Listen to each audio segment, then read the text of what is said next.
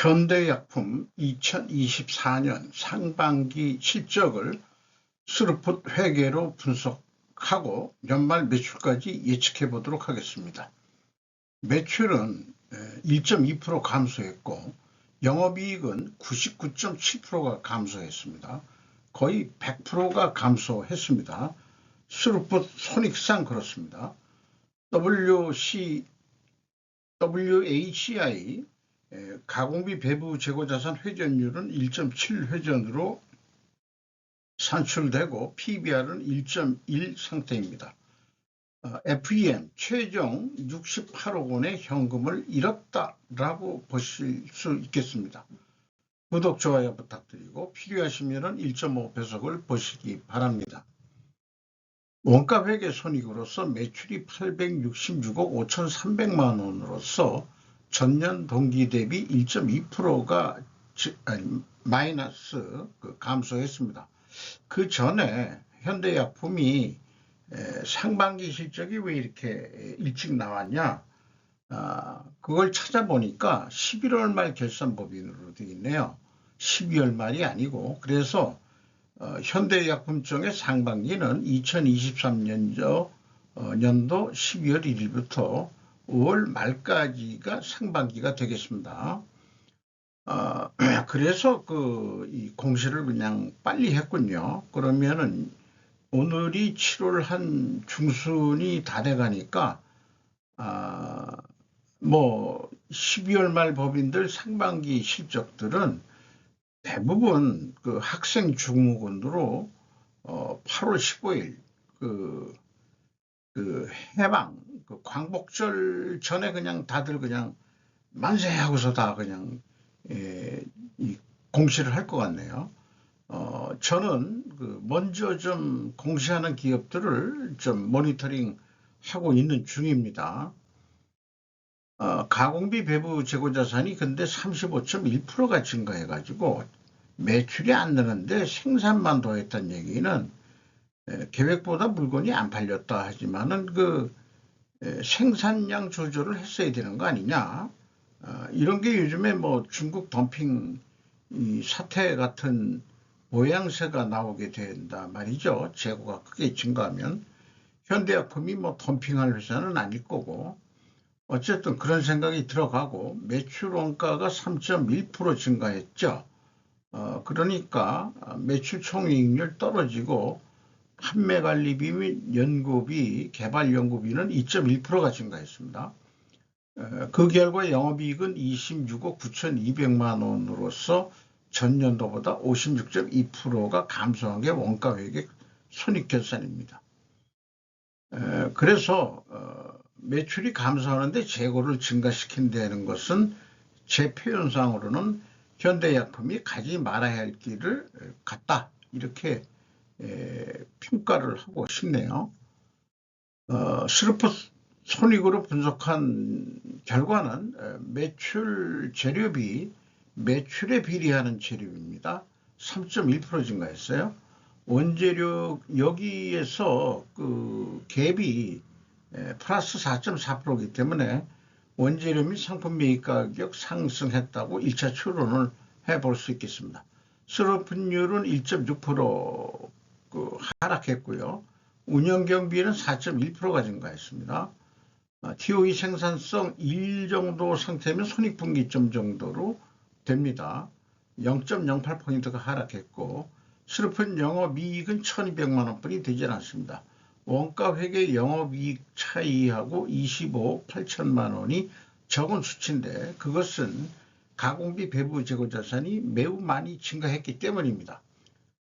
재고자산 내역을 보면 상품, 제품, 제공품 중에서 상품도 32억 증가해버렸고 제품도 46억 5,800만 원이 증가했습니다.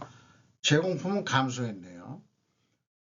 그래서 WCAI는 74억 2,900만 원이 증가했습니다. 여기에 가공 비율을 곱한 게 원가 회계하고의 차이가 되겠습니다. 기성분 내용에서 회사는 ABC 표준적으로 작성을 했고 재고자산의 변동은 여기 상품의 판매면은 재고자산 변동에 상품이 안 들어갑니다. 그래서 재고자산 변동 범위는 현대약품은 제품 및 제공품이 되겠어요. 마이너스 42억이라는 얘기는 거꾸로 그 재고가 증가했다는 얘기고요.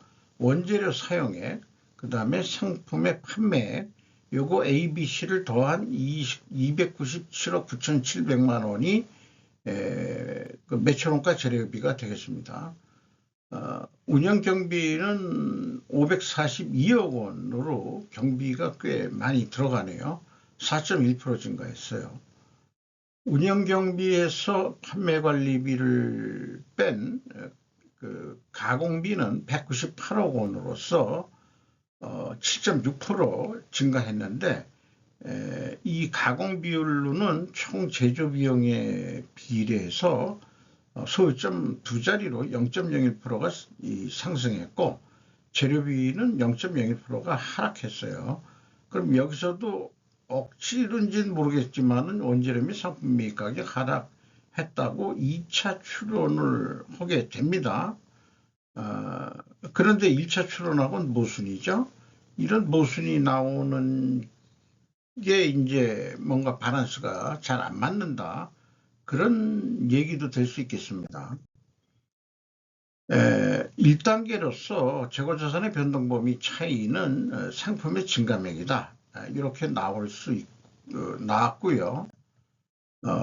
PQ 총 제조 비용도 똑같은 상품의 증가액으로 차이가 나고 생산 재료비, 그 다음에 PQ 생산 재료비도 똑같이 그런 차이, 동일한 금액으로 차이가 납니다. 문제는 현금 흐름표 기준 전체 재고자산의 그 증가액의 검증인데 현금식으로 읽어보겠습니다. 현금이 81억 8,100만 원이 나갔으면 재고가 그만큼 증가해야 되는데 78억 3,300만 원뿐이 증가를 안 했단 말이죠. 그러면 3억 3,800만 원의 현금이 어디로 날아갔느냐? 그런데 재고자산 평가손실 이 1억 3,300이다. 그래도 2억 1,500만 원은 현금이 어디로 날아갔어요. 전년도에는 반대 현상이고요. 그럼 뭐가 여기 특별 원인이 있을 텐데 이거를 추적할 단서는 전혀 찾을 수가 없습니다. 요게 이제 말하자면은 좀 불투명한 부분이라고 할 수 있겠어요. 운영 경비로서 인건비가 156억 1,800만 원이 집행이 됐는데 전년 동기 대비 3.3%가 증가했고 직원 수는 5명 증가했고 연간 평균 연봉은 1억 6,180만 원으로 예상이 됩니다. 매우 높은 연봉이네요. 임금 인상률은 2%가 예상이 되고요. 노동 생산성은 거꾸로 떨어지네요. 이제 인건비가 좀 올라가지고.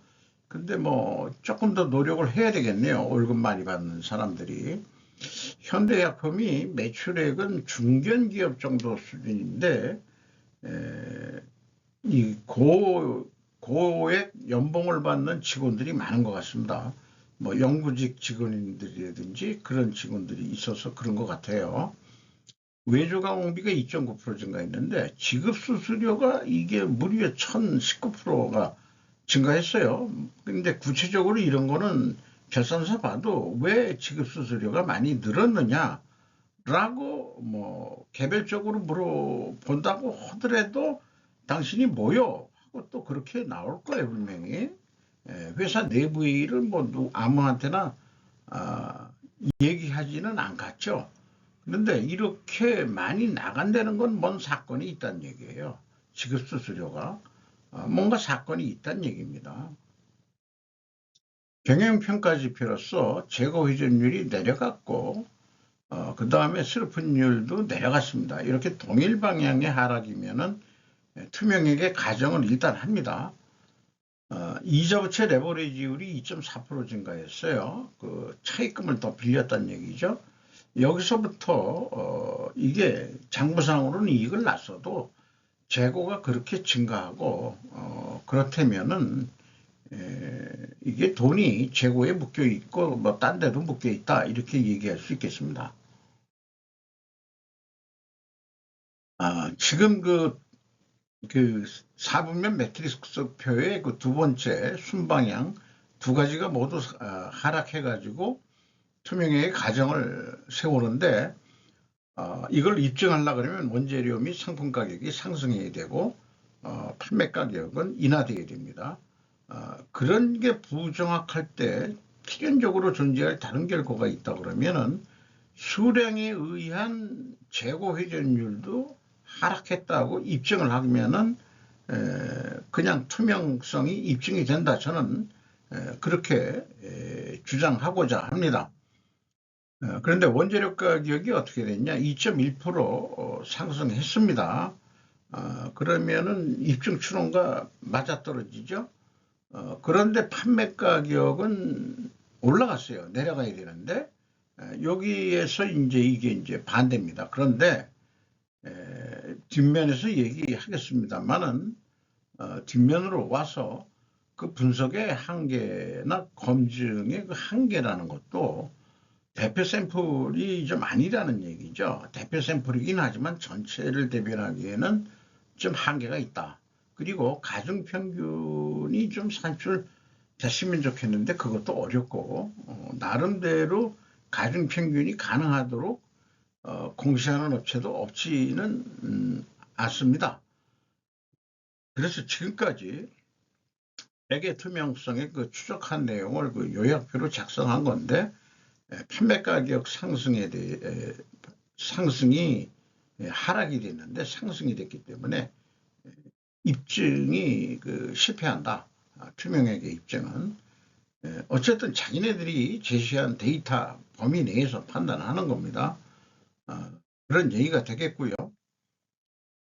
요거는 이제 연말 계획을 할 때 얘기인데 예측 변수 요소 지금 그 전년도 그 상반기 대비 47.9%, 나는 50%가 넘으면 좋은데 매출액이 그만큼 줄었다는 얘기니까 뭐 이대로 그 추세로 갈 것 같다 이렇게 예측을 해봅니다. 그래서 원가 회계상으로 상반기 때는 1 더하기 100% 하면은 200%가 되니까 그렇게 이제 그 선형함수로 만들어 가지고 예측을 하면은 1754억 원 정도 할 것 같다.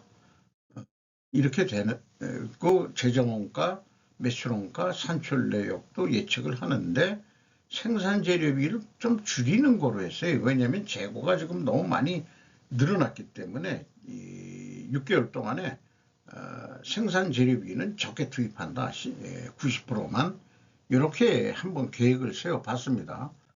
실행 결과는 이게 1780만 원, 아니 1780억 정도 하게 되면은 76억, 거의 77억이긴 하는데 그 경우 재고가 10% 정도 이제 연말까지는 10%밖에 증가를 안 한다. 계속해서 생산을 줄이니까 상반기까지 뭐 35%나 증가했기 때문에 6개월 동안에 좀 줄여 나간다. 이런 얘기가 되겠습니다.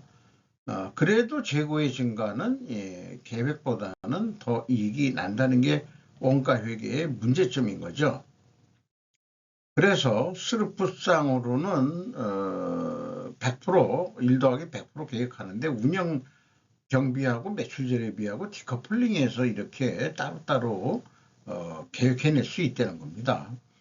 근데 영업이익이 이제 너무 적으니까 한 150% 정도 그래봐야 한 2,900만 원뿐이 안 돼요.